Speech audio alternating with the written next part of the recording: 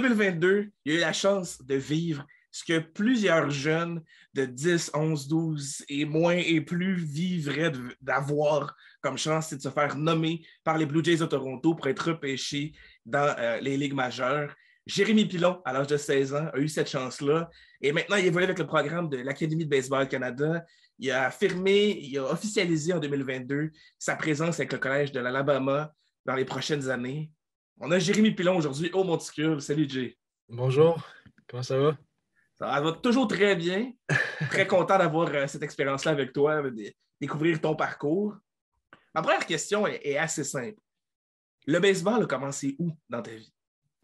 Le baseball, il a commencé tôt pour moi. Justement, mon père, dès 4-5 ans, il m'a initié au baseball, au hockey. Il voulait que je fasse les deux sports. C'était un grand joueur de baseball, un grand joueur de hockey. Donc, il m'a amené ces deux passions-là. Puis, j'ai joué au baseball et au hockey jusqu'en secondaire 4, où j'ai pris ma décision de continuer juste au baseball. Je pensais que j'avais plus d'avenir, plus de talent, plus de plaisir à jouer au baseball. Donc, c'est là la décision que j'ai prise. Et en secondaire 4, tu te retrouvais à quel niveau? Au hockey? Au hockey et baseball. Au hockey, c'était l'année COVID. En secondaire 3, j'ai joué cadet division 1. Ça, c'est un niveau scolaire. Puis secondaire 4, j'ai pas pu. Il n'y a pas eu de saison juvénile, mais je m'alignais, je pense, à jouer juvénile division 1 aussi. Puis en secondaire 4, je jouais MJ 3 au baseball. J'étais deuxième année Bantam, mais j'ai été upgradé à MJ 3. Et donc, tu as fait tout ton parcours naturellement local, élite, et ainsi de suite. Ouais. Et là, tu as la chance de jouer avec l'Académie de baseball Canada, ce que beaucoup de gens rêvent de faire parce que c'est jouer au baseball à l'année à des niveaux très élevés dans des endroits incroyables. Comment tu as été recruté ou aperçu par l'ABC? J'ai été aperçu au showcase PBR en, je pense, 2020. J'avais été invité à ce showcase-là. J'avais bien fait. J'ai bien lancé. Puis c'est là que j'ai été approché par Max Hawkinson, Marc-Antoine Bérubé, Carl Gina. Ils ont resté en contact avec moi pendant l'année. Puis après ça, j'ai eu mon invitation à l'ABC en été 2022. Puis c'est là que ça a commencé pour moi, l'ABC. C'est quand même fou de dire qu'en l'espace de 1 an et 3 mois maintenant, tu as passé de jouer midget 3 à l'ABC, à te faire repêcher et à te diriger vers les collèges en l'espace de 1 an et demi. C'est fou, quand même. C'est fou, ça a été vite, hein? Il y en a que ça va leur prendre 10 ans de réussir à accomplir quelque chose d'aussi concret. Toi, ça s'est fait en 1 an et demi. Ben, bientôt 1 an et demi. En secondaire 4, quand tu as été repéré par l'ABC, on parlait d'une vitesse de combien comme lanceur? Euh, Quand j'ai été la première fois regardé par l'ABC, justement au showcase que je te disais, j'ai topé à 79 000 à l'heure. Puis rappelle-moi, en Bantam, tu étais J'avais 14 ans. C'est ça, Bantam deuxième année, c'est 14-15 ans. Ouais, j'avais 14 ans. Tu as dit 70 ans? 79, ouais. 79. Damn. 79 quand même à 14-15 ans. Je ne lançais pas ça à 15 ans. J'avais, je pense, 66 000 à l'heure. C'est excellent. Et là, dans le fond, comme je te disais, tu as fait ton parcours. Tu t'es rendu au niveau élite, tu es rendu avec l'ABC. Dans l'ABC, dans la dernière année et demie à ce moment-là, à quoi ça ressemblait la dernière année? La dernière année a été chargée, honnêtement. Je me suis blessé l'été passé. Donc, j'ai pas pu lancer. Puis, honnêtement, je suis pas choyé que ça me soit arrivé, mais j'ai vraiment pu mettre les bouchées doubles justement dans le gym pour prendre la masse, prendre la force, à faire mobilité, flexibilité.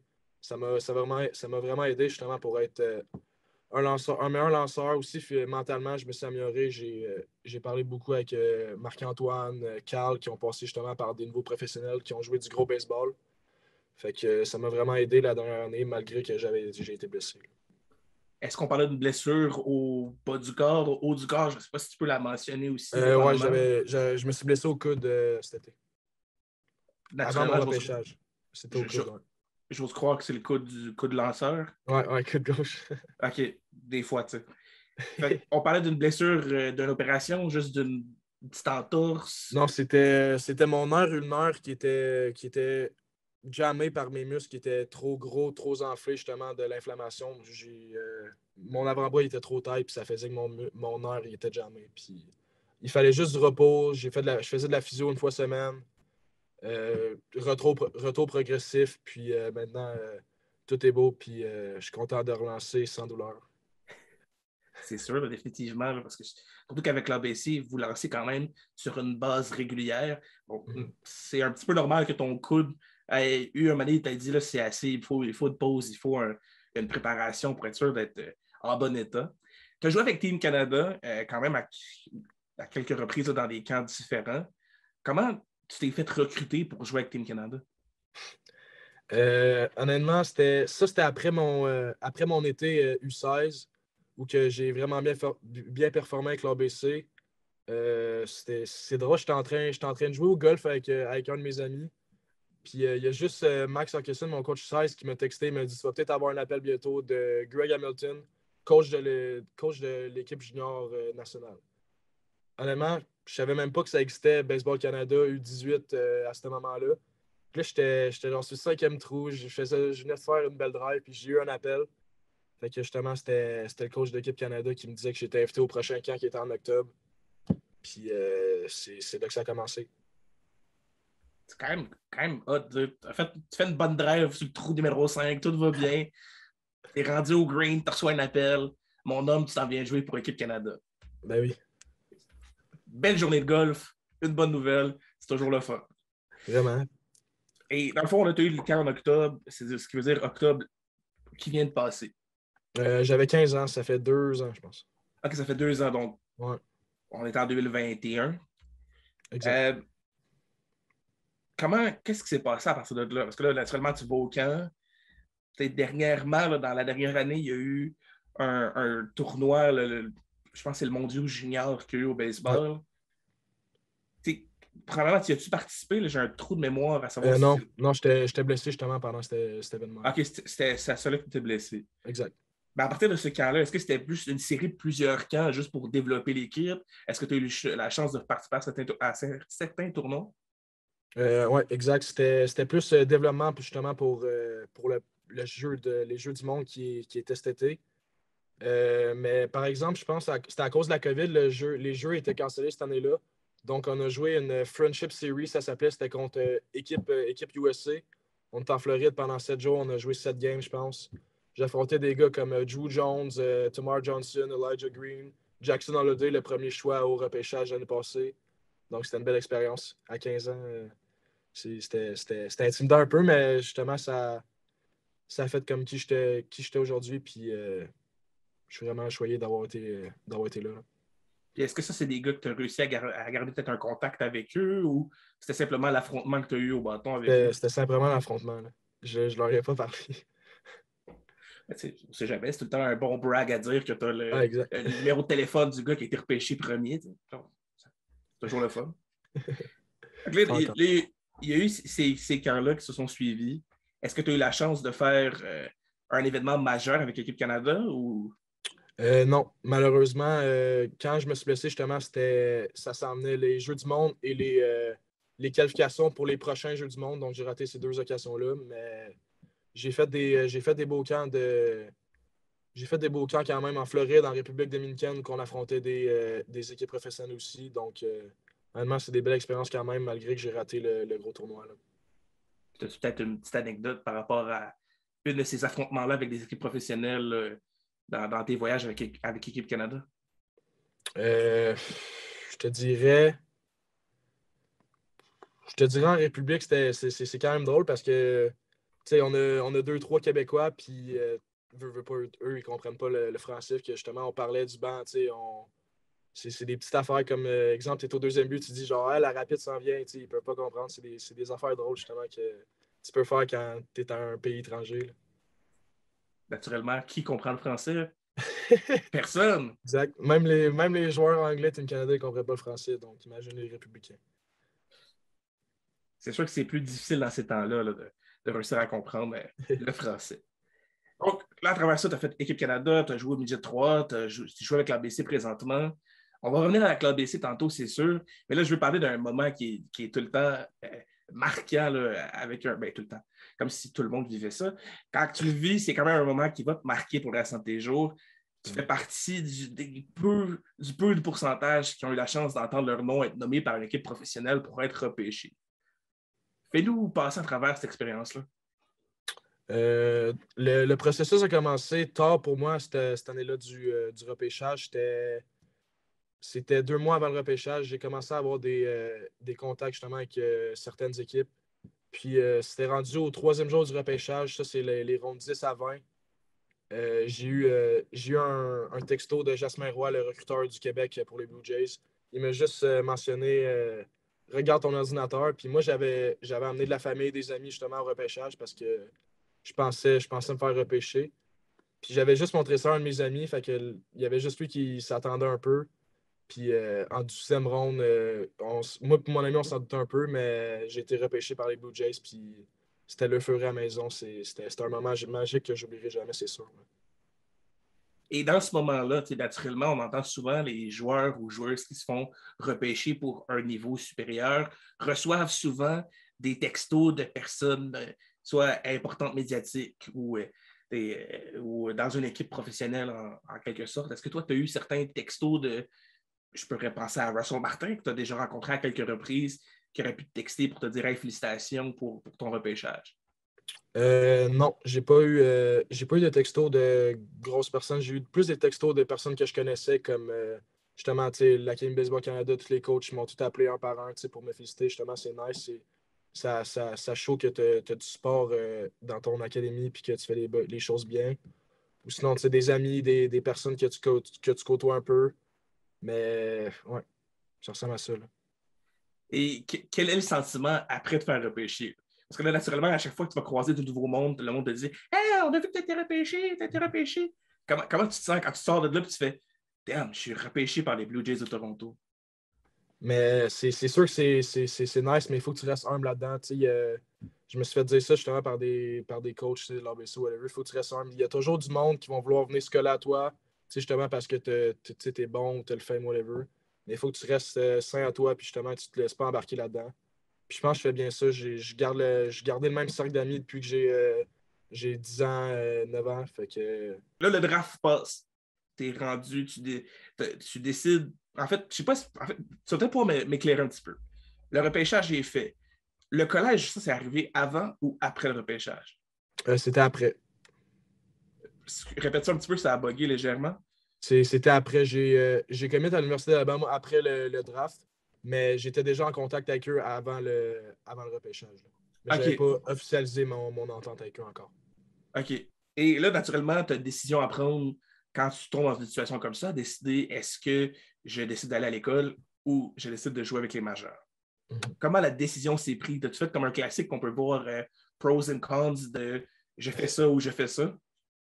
Ben, honnêtement, c'est quasiment ça que je me suis fait dans ma tête. Je me suis dit, je suis vraiment prêt à 16 ans, physiquement, mentalement, d'aller jouer contre des adultes de 20, 21 ans. Puis, j'ai parlé à mes coachs, ma famille, tout, puis on a pris une décision. Je veux pas, c'est pas juste moi là-dedans. Mais ben, c'est moi, mais genre, je vais me faire encadrer aussi, pour prendre la bonne décision. Puis, je suis sain là-dedans. J'ai refusé le contrat des Blue Jays justement pour soit aller à l'université ou me refaire repêcher cette année parce que je suis encore éligible. Donc, c'est la décision que j'ai prise. Et est-ce que, est-ce que dans le fond, tu aurais eu une chance peut-être de dire oui à l'option des Blue Jays tout en allant à l'école en même temps?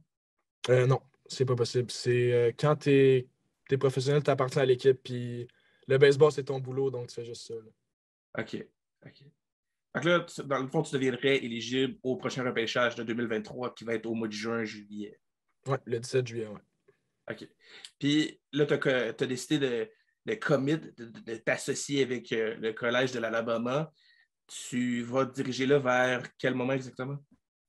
Vu que je suis un joueur canadien, il avait fait ça aussi avec Antoine Jean qui est là en ce moment.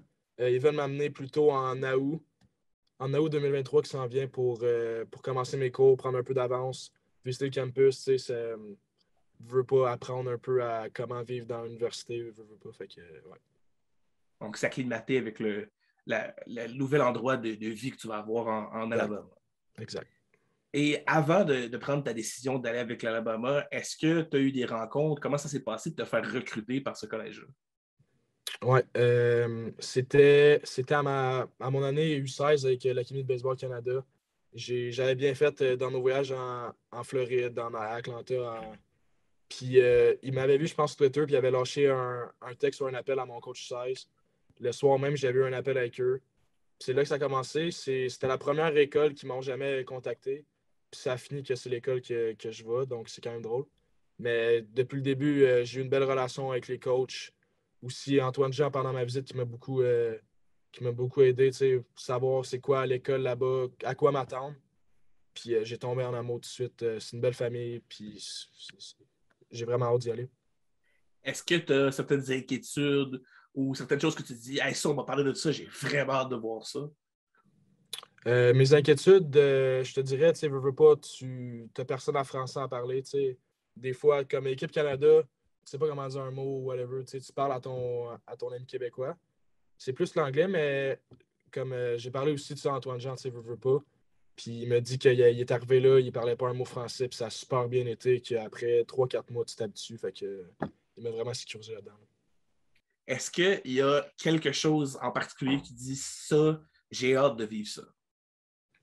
Euh, 100% aller vivre, vivre avec les gars, honnêtement, c'est comme une ville, c'est une famille, cette université-là. Donc, tu finis ta pratique, tu t'en manges avec les gars. Après ça, tu t'en vas à la game de football ou tu t'en vas voir le gymnastique, whatever. J'ai vraiment hâte d'être en famille et de vivre mes expériences avec mes coéquipiers, là. Et là, dans les prochains mois, tu sais, là, je sais que l'ABC fait un voyage prochainement. Est-ce que tu fais partie de ce voyage-là sur la côte Est américaine? Non, je vais pas suivre l'ABC dans ce programme-là. Moi, je vais rester à Montréal. Je vais m'entraîner avec une place que mon agence on a. Puis je me prépare pour mon prochain camp Équipe Canada le 18 avril. Là, tu parles d'une agence. À quel moment on doit avoir un agent quand on joue au baseball? Parce que tu sais, au hockey, j'ai déjà entendu que tu sais, le repêchage se fait quand même relativement tôt. J'ai déjà entendu qu'il y a des jeunes pee qui avaient déjà Ouais, commencé à parler d'avoir des agents parce que la discussion se faisait déjà un petit peu de les projeter pour être, je ne sais pas moi, en 2026, le troisième choix au repêchage. Le kid il a 12 13 ans. Toi, ça ressemblait à quoi? À quel moment tu as dû dire, OK, là, je n'ai pas le choix, il me faut un agent? au baseball, c'est sûr que c'est différent, c'est plus tard. Moi, je me suis décidé à prendre. Ça s'appelle un conseiller au baseball. Tu peux pas appeler ça un agent pour quelconque raison, parce qu'ils ne prennent pas de ton argent, genre le pourcentage. Mais moi, OK. c'était vraiment au repêchage l'année passée que tu sais, t'as 400 appels dans une journée, là, t'es stressé comme un poil, puis tu sais pas trop comment réagir. Puis eux sont vraiment là pour t'aider, justement. Ils peuvent prendre des appels qui sont pas tant utiles à moi de prendre pour mon stress. Ils veulent que je continue mon développement, que je fasse mes petites affaires. Donc, ça m'a vraiment aidé, puis c'est là que j'ai décidé d'avoir ça. Puis ils me suivent depuis ce temps-là pour le prochain repêchage aussi, là. OK. Fait que là, c'est bon à savoir quand même à quel moment, parce que moi, quand j'avais entendu Pee-Wee, je me disais, là, il me semble que je ne vois pas un kid de Pee-Wee se dire, ah, mais moi, je vais avoir un agent, je sais que je vais aller là. Tu sais, c'est tôt quand même pour dire à cette personne-là, genre, tu vas avoir un agent. Ben, OK. Donc, le repêchage, souvent, va causer à un joueur d'avoir un agent ou un conseiller sportif pour réussir Exact. à gérer tout ça. OK. C'est bon à Puis il y en a, savoir. il y en a qui ont ça pour leur recrutement de collège, il y en a qui n'en ont pas pour le repêchage. Ça dépend des personnes, mais c'est environ dans ces environs-là au baseball, je te dirais pas mal. Et là, dans les prochaines, je dirais les prochaines semaines, là, tu disais que tu te préparais pour le camp qui est le 18 avril pour Team Canada. Puis, tu sais, le repêchage de les ligues majeures arrive au mois de juin. Donc, il y a plus ou moins place à avoir un tournoi ou un événement marquant. Qu'est-ce qui s'en vient pour toi là, pour les prochaines semaines? Comme j'ai dit tantôt, justement, je vais aller m'entraîner avec l'agence justement pour être prêt Équipe Canada en avril. Il y a tout de suite après, un mois après, il y a un autre camp en mai à Équipe Canada. Après ça, juin, je vais aller jouer justement. Juin, début juillet, je vais aller jouer avec l'ABC. On fait des voyages en Floride, aux États-Unis comme à chaque année. Puis après ça, en juillet, il y a le repêchage. Puis si je ne suis pas repêché en août, je partirai à l'université. Puis ou sinon, si je repêchais, je m'en irais dans les lignes mineures de l'organisation qui me repêche. Là. Et en ce moment, là, au 30 mars, est-ce qu'il y a des équipes qui ont déjà prévu venir te voir jouer dans les prochaines semaines? Absolument. Il y a du monde en contact avec justement mon conseiller. Il y en a qui me textent par moi aussi, savoir quand que je lance, où que je lance pour qu'ils viennent me voir. Donc, ouais, il y a des équipes.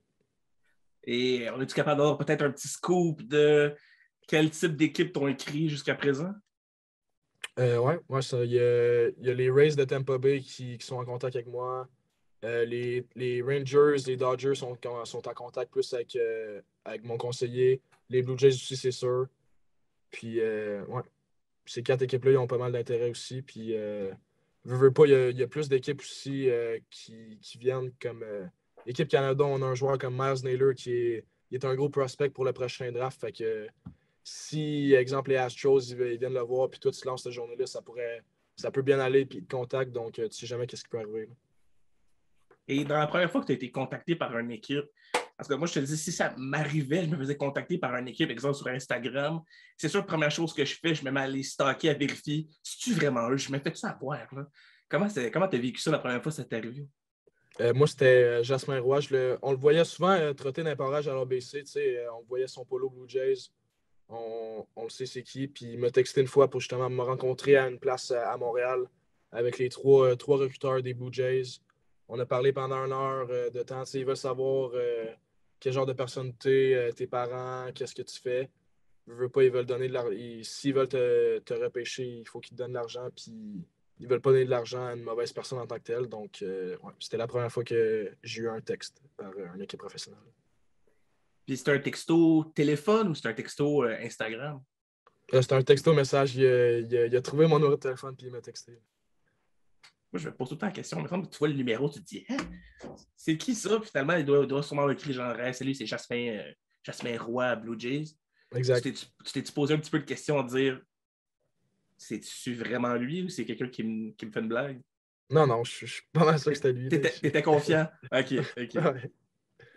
Et là, si je te mets en situation, on est au draft cette année en 2023, naturellement, tu refais le même principe, tu t'assois avec la famille autour, potentiellement que tu pourrais te faire repêcher. Exemple, qu'une équipe qui te repêche, on met en situation, les Blue Jays te repêchent une deuxième année consécutive. Comment ton processus décisionnel se fait à partir de là, sachant que si tu ne fais pas repêcher, tu t'en vas au collège en août?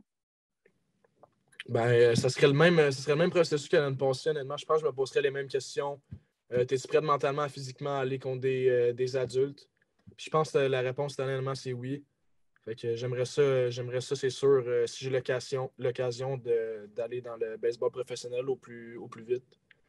Puis dès que t'es là-dedans, c'est ton boulot, donc tu peux progresser plus vite d'après moi qu'aller à l'école. Faire l'école, jouer au baseball en même temps, je pense que tu peux progresser plus vite en jouant juste au baseball. Et si tu avais la chance, par exemple, dans des jeux électroniques, les MLB de show, tu as le choix de dire, moi, je veux cette équipe-là. Si on te donne la chance aujourd'hui de dire, ce club-là va te repêcher au draft cette année, as-tu une préférence ou c'est assez ouvert? Je te dirais, c'est assez ouvert, mais l'année passée, j'ai eu honnêtement, par mon conseiller, j'ai eu des bons commentaires par les Dodgers. Les Dodgers, ça a l'air qu'ils ont des bonnes lignes mineures qui progressent bien, qui font upgrader leurs joueurs. Donc, c'est sûr qu'avec ces commentaires-là que j'entends à mes oreilles, c'est sûr que c'est tentant. Là, tu veux toujours progresser, puis ça serait le fun de travailler avec des bons coachs. Ben, c'est tous des bons coachs, mais des coachs qui te suivent mieux. Là. Et à l'opposé de ce spectre-là, est-ce que tu as des équipes, une équipe ou des équipes qui, pas nécessairement que tu aimes moins, mais que tu es moins tenté à dire que tu voudrais te diriger vers ce club-là? Honnêtement, j'en ai pas rendu là. T'es dans la ligue professionnelle de baseball, fait que tu prends qu'est-ce qu'il faut. Il n'y a pas tout le monde qui peut avoir cette occasion-là. Fait que je vais être choyé n'importe quelle équipe. Là. Définitivement. J'aurais été peut-être un peu surpris de l'inverse, que tu me dises non, j'aime pas eux autres. Eux autres sont pas bons. Donc, ça aurait été. Honnêtement, ça aurait été surprenant. Là, dans les prochaines semaines, comme tu disais, tu as des voyages qui s'en viennent. L'Alabama, logiquement, devrait être la prochaine étape que tu vas avoir. Est-ce que tu es en discussion peut-être avec Antoine Jean pour un peu te familiariser avec le monde là-bas? Ben, c'est sûr, Antoine Jean, je l'ai rencontré à ma visite, puis il m'a suivi tout pendant ma visite. C'était vraiment nice, justement. Il m'a montré, il m'a dit, il m'a montré, il m'a tout donné ses expériences pour savoir à quoi m'attendre. Puis je pense que je suis prêt, puis ouais, je reste en contact avec, c'est sûr. Et dans tes rencontres, là, à travers tes voyages que tu as faits, soit avec l'ABC, soit avec Team Canada, derrière moi, j'ai eu la chance de voir ta belle motion dans une vidéo de Eric Sims sur TikTok. Est-ce que tu as des rencontres de joueurs qui t'ont marqué? Ben, absolument. Justement, ce voyage-là, j'ai eu la chance de passer mes 2 semaines avec Eric Gagné. Je m'en allais à sa maison, on allait s'entraîner. Veux pas, c'est un Cy Young winner. Fait que tu essaies de prendre son mental pour t'améliorer. Il était bon mécaniquement, c'est sûr. Fait que des petits points techniques qui dit t'es prends puis tu fais. Puis justement, ça marche pour moi en ce moment. Fait que je suis vraiment choyé de ça. Puis justement, quand j'ai été avec Eric Sim pour la vidéo YouTube, j'ai rencontré Trevor Bauer. Fait que c'est sûr que c'est un gros nom. Puis il est vraiment impressionnant à voir aller, là. Et est-ce qu'il est comme on le voit à la télé? Tu sais, quand tu regardes un match des Dodgers dans le temps où il jouait pour les Dodgers, il est vraiment confiant. Il vient de striker un gars, il va rentrer le sword, il va être un, ce qu'on va dire, cocky, là, qui va être un peu un fendant. Il sait qu'il est bon, puis il le démontre. Mhm. Est-ce qu'il est comme ça aussi en vrai? Absolument. Quand il est sur le monticule, c'est le même qu'à la TV, c'est le même en vrai, c'est le même quand il n'y a pas les 1000 caméras sur lui qu'il passe sur ESPN. Mais je te dirais, c'est hors monticule qu'il est plus réservé, il fait ses affaires, il est vraiment concentré. Comme moi, j'étais là avec lui pendant qu'il lançait, je pense qu'il lançait 5 manches simulées, donc il voulait vraiment se préparer. Il avait ses écouteurs, il faisait ses exercices justement, puis il était dans sa zone.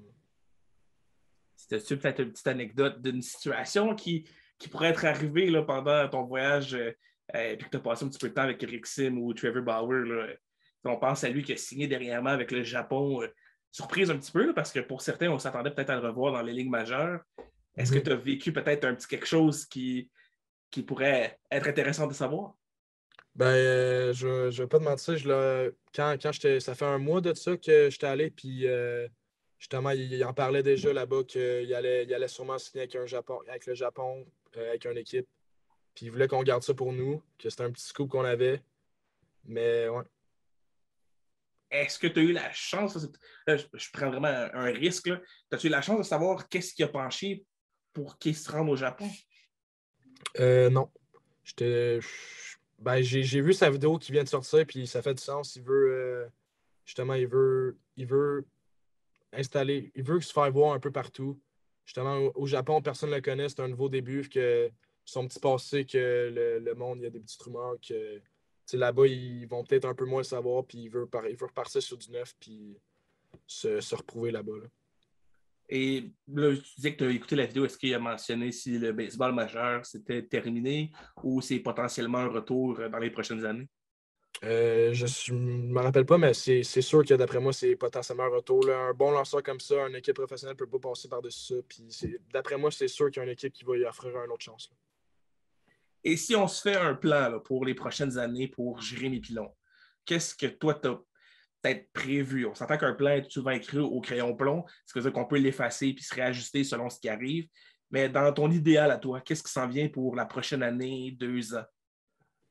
Je te dirais, mon idéal, ce que j'ai en but justement, que je travaille depuis, c'est le repêchage. J'aimerais ça me faire repêcher encore cette année, puis signer, puis passer justement, me progresser dans les ligues mineures, puis monter les échelons le plus haut possible.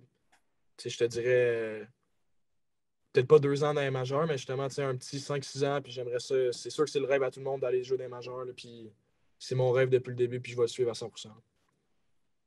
Et dans le cas que c'est le collégial, dans le cas où que le repêchage cette année, malheureusement, il se passerait que le fait que tu serais pas nommé par une équipe, qu'est-ce qui se produit pour toi pour le collégial par après et ton objectif de devenir, de faire partie d'une équipe chez les pros? Ouais, donc j'irai à Alabama justement en août. Puis je ferai mes 3 premières années là. Après la troisième année à l'université, tu es rééligible au repêchage. Donc justement, après 3 ans, tu as pris de la marche, justement, tu as pris de la vélocité, whatever, tu peux te refaire repêcher. Puis ça serait ça l'idéal, justement, comme tous les joueurs vont à l'université pour se faire repêcher à leur 3e année. Donc, ça serait ça l'idéal pour moi. Et là, tantôt, tu parlais qu'en secondaire 4, tu lançais 77 000 à l'heure. On vient de parler de vélocité.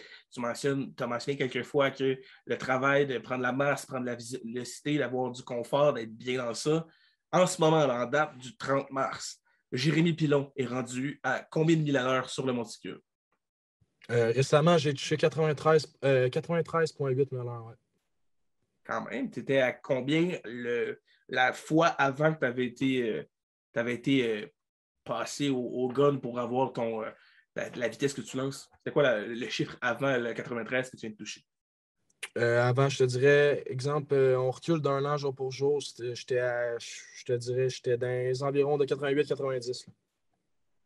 On parle quand même d'un 5000 à l'heure d'upgrade en l'espace d'un an environ.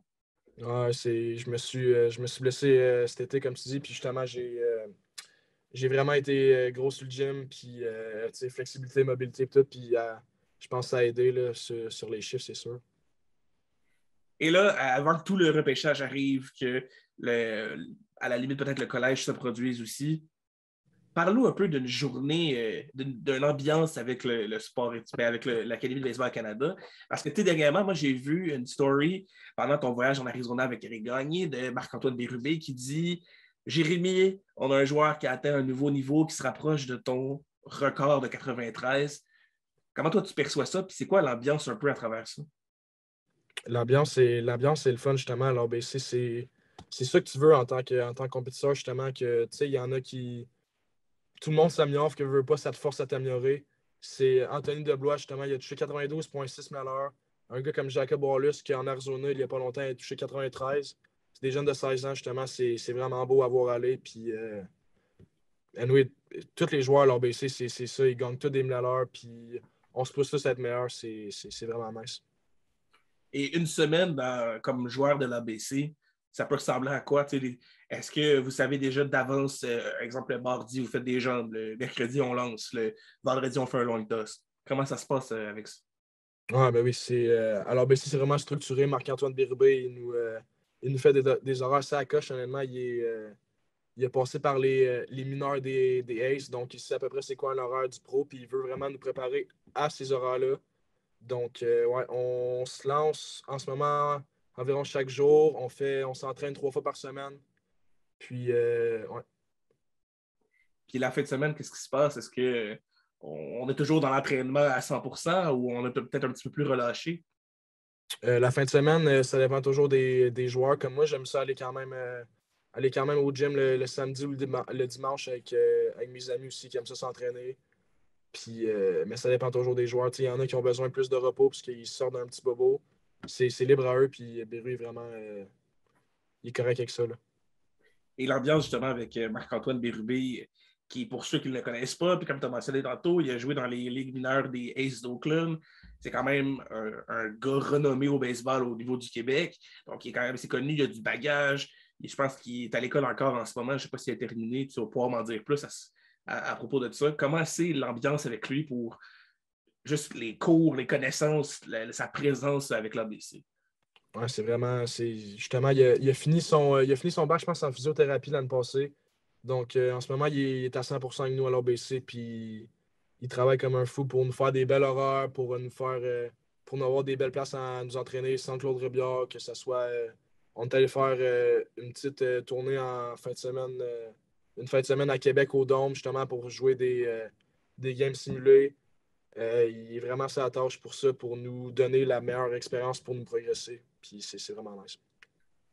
Et là, peut-être que toi, tu le connais un peu moins parce que Ben Pelletier est peut-être moins avec les lanceurs. Mais c'est comment la discussion, l'ambiance avec Ben Pelletier, qui, lui, était à son année de repêchage, le joueur le plus jeune à être repêché. Euh, Comment c'est l'ambiance avec un gars qui sort fraîchement là, des ligues mineures? C'est nice, c'est sûr. Justement, ça a été un des premiers à me contacter après mon repêchage. Il savait très bien qu'est-ce que je vais. Justement, il a été drafté à 16 ans lui aussi. Lui a décidé de signer, pas moi. Mais whatever, il m'a aidé là-dedans justement pour mon mental, faire la bonne décision. Puis, honnêtement, coach de frappeur, comme tu disais, je travaille pas trop avec parce que je suis un lanceur, mais j'entends juste des bons commentaires à l'ABC. Il est vraiment apprécié. Puis, les frappeurs, ils progressent vraiment. Ils s'en viennent très bons. Là. Et là, pour revenir avec Marc-Antoine Bérubé un petit peu, là, comme coach en tant que tel, c'est quoi son approche? Parce qu'il y en a beaucoup qui vont prendre beaucoup de notes, il y en a d'autres qui vont juste faire du visuel beaucoup. Jean-Benoît Simard-Gagnon, que j'ai eu en entrevue il y a quelques temps, m'a mentionné que lui, il a beaucoup un côté un peu scientifique de la chose. Il va vraiment regarder pourquoi le bras bouge de telle façon, pourquoi le corps fait telle réaction. Comment ça se passe avec lui, là, toi qui es un lanceur et qui travaille de pair avec lui naturellement? Exact. Il est vraiment scientifique. Comme JB, il a utilisé le bon terme, justement. Mais en ce moment, il est plus il est le chef des opérations, donc il coach moins un peu avec nous, mais quand il vient faire des tours, justement, pour checker les lanceurs, c'est ça, il donne des points techniques que même toi, tu ne penserais pas que c'est bon, puis tu essayes, puis pouf, tu as t'as un petit déclic. C'est impressionnant à voir aller. Là. Il sait qu'est-ce qu'il parle. Et vu qu'il est chef des opérations, est-ce qu'il y a quelqu'un qui a pris sa place comme coach des lanceurs? Carl Gilna, il est là depuis plusieurs années. Fait que c'était Carl puis Beru. Puis là, c'est plus Carl qui prend la charge. Puis Carl aussi, il a joué avec les mineurs. Il s'est rendu haut donc,